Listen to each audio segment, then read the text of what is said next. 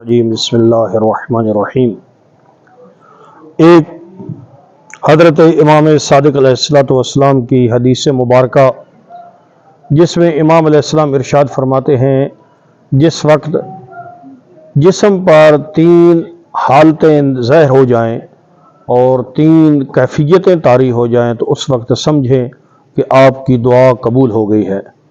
امام علیہ السلام سے پوچھا گیا وہ 3 حالتیں کون سی ہیں جو دعا کی قبولیت کے وقت انسان پر طاری ہوتی ہیں؟ امام علیہ السلام نے فرمایا، اذا اقشعر جلدک، جس وقت تیرے جسم میں کپ کپی پیدا ہو جائے، جس وقت تیرے جسم میں لرزہ پیدا ہو جائے خوف خدا کی وجہ سے، اس وقت یوں سمجھو کہ تمہاری دعا قبول ہو گئی ہے۔ دوسرا امام علیہ السلام نے فرمایا،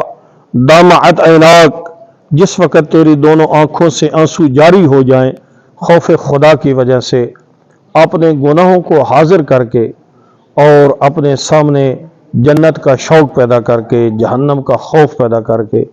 جس وقت تیری آنکھوں سے آنسو جاری ہو جائیں دعا مانگتے ہوئے، یوں سمجھیں کہ وہ تمہاری دعا قبول ہو گئی ہے۔ اور تیسری امام علیہ السلام نے ارشاد فرمایا، وَوَجِلَ قَلْبُكَ، جس وقت تمہارے دل میں خوف خدا پیدا ہو جائے، جس وقت تمہارا دل کانپنے لگے اپنے گناہوں کو یاد کر کے، اس وقت یوں سمجھیں کہ اب اللہ نے تمہاری دعا و مناجات کو قبول کر لیا ہے۔ ہم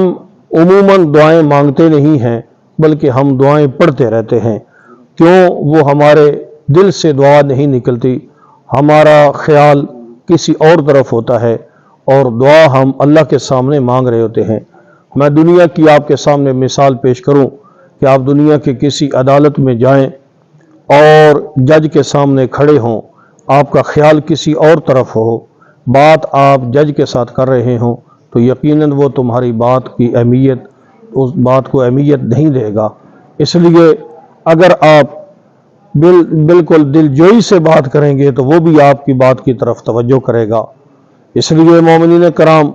جب دعا مانگنا ہو تو خدا کو اپنے سامنے سمجھے، اپنے آپ کو خدا کے سامنے سمجھے کہ میں یقیناً اللہ کی بارگاہ میں حاضر ہوں، اور میں معصوم فرماتے ہیں ایک حدیث میں ہے کہ اپنے آپ کو گنہگار سمجھ کے اپنے گناہوں کا اعتراف کر کے جب دعا مانگی جاتی ہے تو یقیناً اللہ تعالیٰ دعائیں قبول فرماتا ہے۔